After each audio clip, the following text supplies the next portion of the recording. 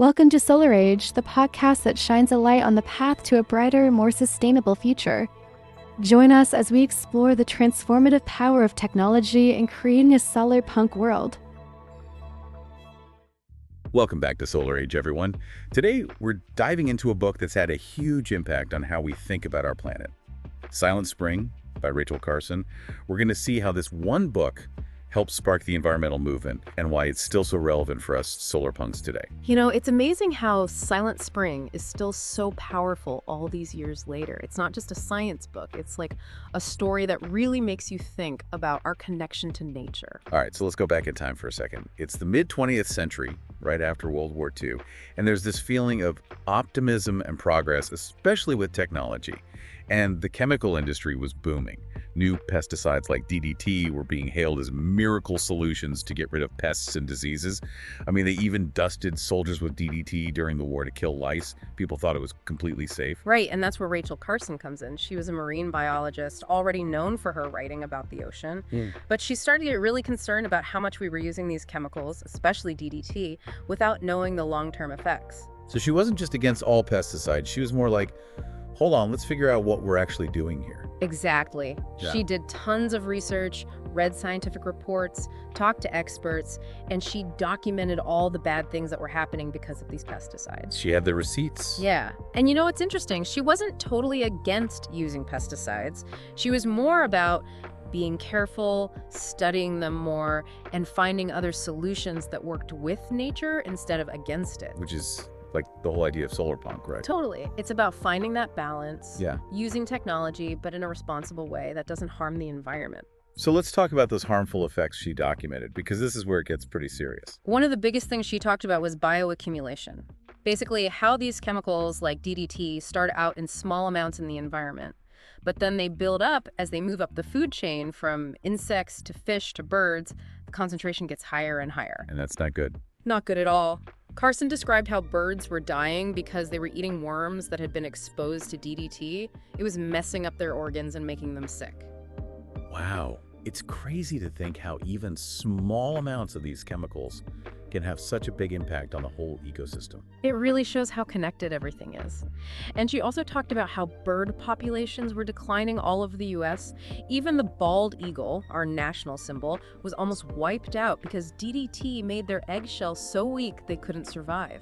It's scary to think what would have happened if she hadn't spoken up. It really shows how important it is to think about the consequences of our actions, which is a big part of solarpunk thinking too. Absolutely. And it took a lot of courage for her to speak out against the chemical industry back then. They were really powerful, and they tried to discredit her and her work. It's kind of like what happens today when people try to raise concerns about environmental issues, right? Yeah, it's sad that that kind of thing still happens. They called her all sorts of names, tried to make her seem unreliable just because she was challenging their business. It just goes to show that speaking truth to power is never easy. But thankfully, people listened to her. Silent Spring became a bestseller, and it got people talking about pesticides and their effects. It was a huge wake-up call for the whole country. And it led to some real changes in policy too, right? Oh yeah, it had a big impact on how we regulate chemicals and protect the environment. It's truly inspiring how one person and one book can make such a big difference. Absolutely.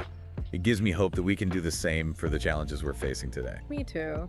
And you know, there's so much more to learn from Carson's story, especially for us solarpunks. We'll dive into that more after the break. So Silent Spring really shook things up, changed how people thought about pesticides in the environment.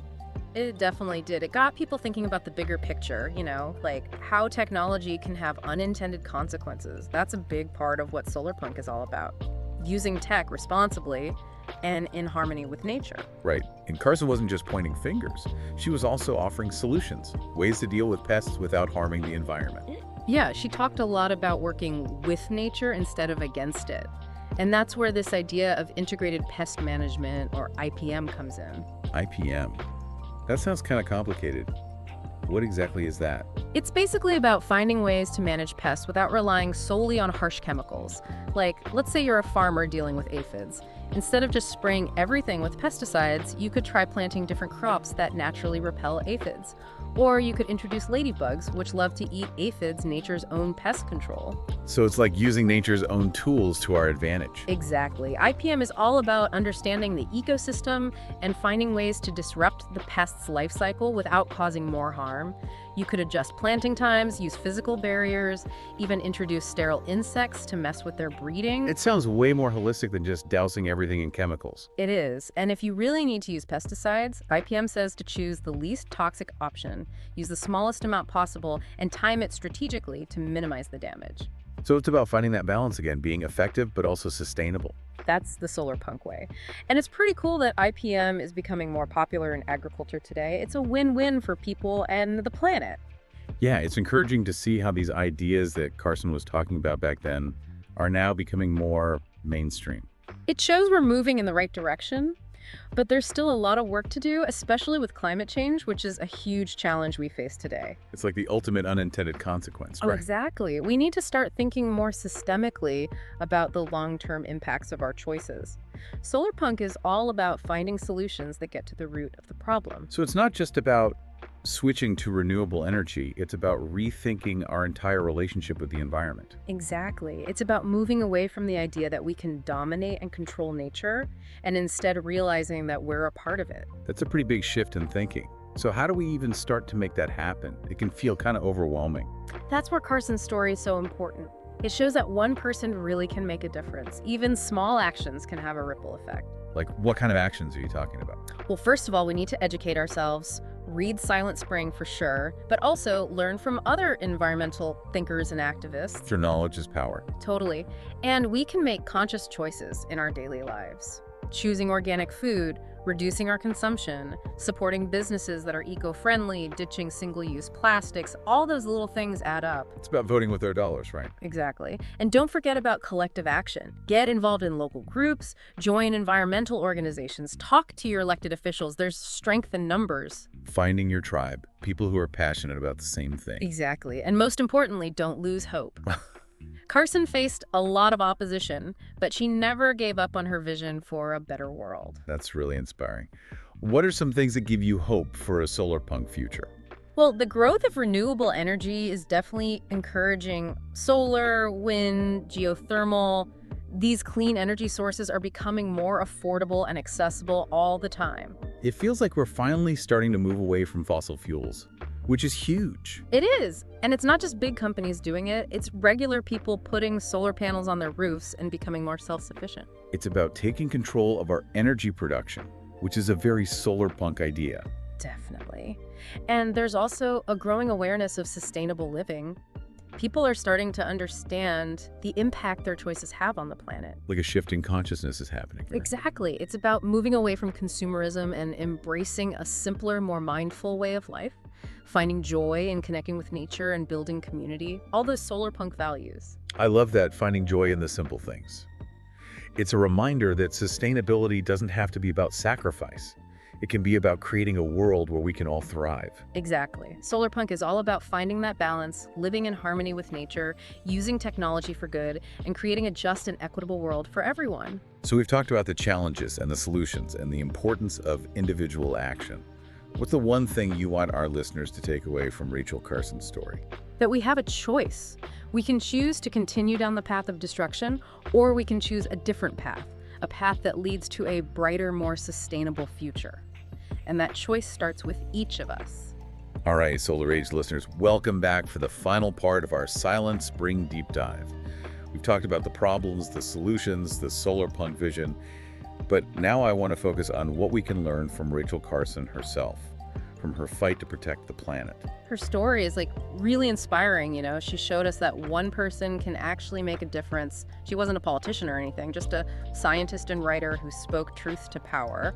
And she ended up sparking a whole movement that's still going strong today. Yeah, it's easy to feel small when you think about all the environmental problems we have, climate change and everything. But then you see what Carson did, and it's like, wow, our actions really can have an impact. Absolutely. Her book wasn't just about the science. It was a story that people could connect with, you know. She made it relatable so everyone could understand what was at stake. It's like she gave us a new way of seeing the world, like how everything's connected. Right, and that's so important for building a solar punk future. It's not just about the tech, it's about changing how we think about nature.